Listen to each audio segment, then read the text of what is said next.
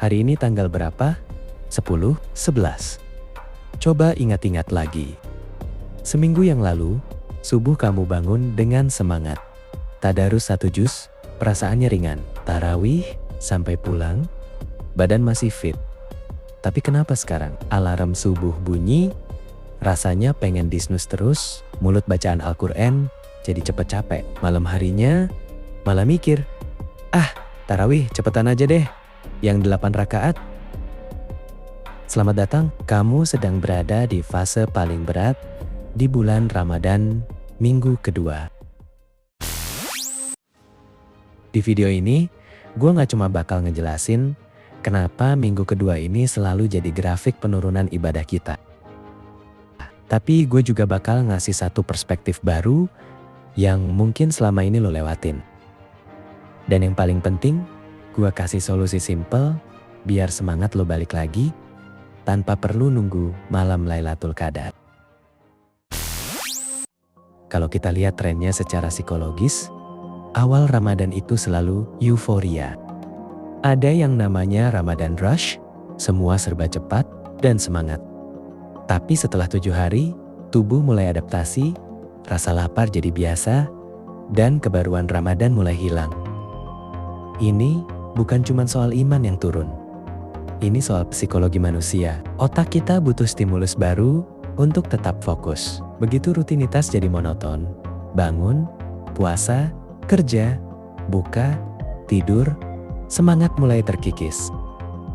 Bahkan di kalangan ulama klasik pun, mereka membagi Ramadan jadi 3 bagian. 10 hari pertama rahmat, 10 hari kedua magfirah, dan 10 hari terakhir Itkun minan na'ar. Nah, 10 hari kedua ini adalah masa transisi paling krusial. Tapi, kenapa spesifik minggu kedua? Kenapa bukan minggu ketiga atau keempat? Karena di minggu kedua ini, musuh kita bukan cuma setan, tapi juga rasa bosan dan FOMO, fear of missing out. Di awal puasa, orang-orang masih segan ngajak hangout. Tapi di minggu kedua, mulai berdatangan undangan bukber yang gak jelas. Nongkrong sampai malam, yang ujung-ujungnya bikin subuh makin berat. Belum lagi, target-target awal mulai meleset. Target hatam Quran masih stuck di juz kelima. Target sedekah mulai lupa. Dan akibatnya, rasa bersalah mulai datang. Kita ngerasa puasa gini-gini aja, dan mulai kehilangan makna. Secara saintifik, disinilah fase dopamin withdrawal terjadi.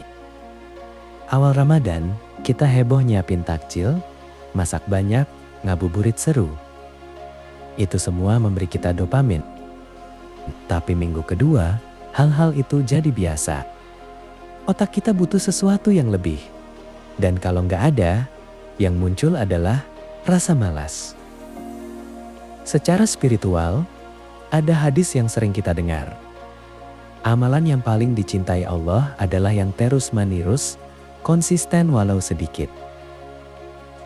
Nah, di minggu kedua ini, setan nggak perlu repot-repot ngegodain kita buat maksiat besar.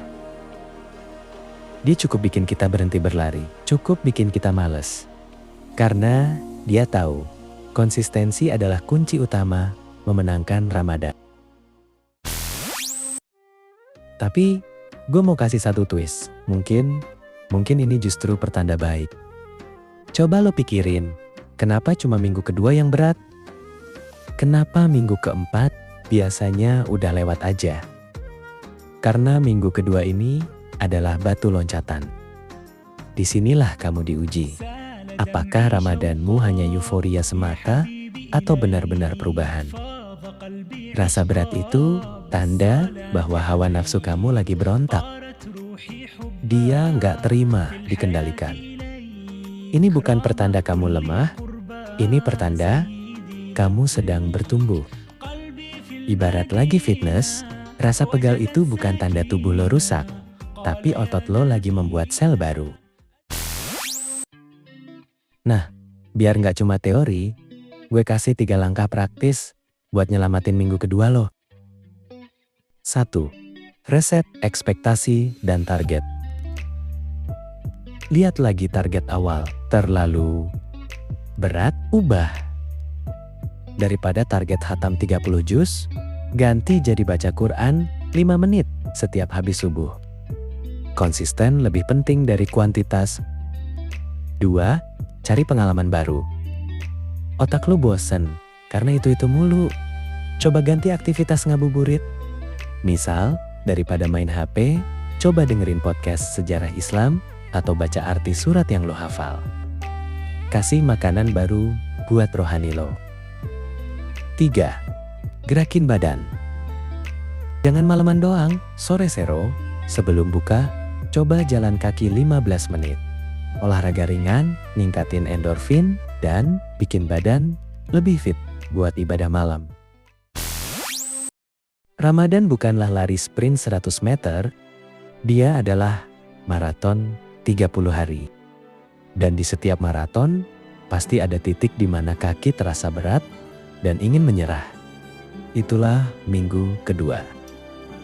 Tapi ingat, Allah tidak melihat seberapa banyak amal kita di awal, tapi seberapa kuat kita bertahan di tengah, dan seberapa rindu kita bertemu dengannya di akhir.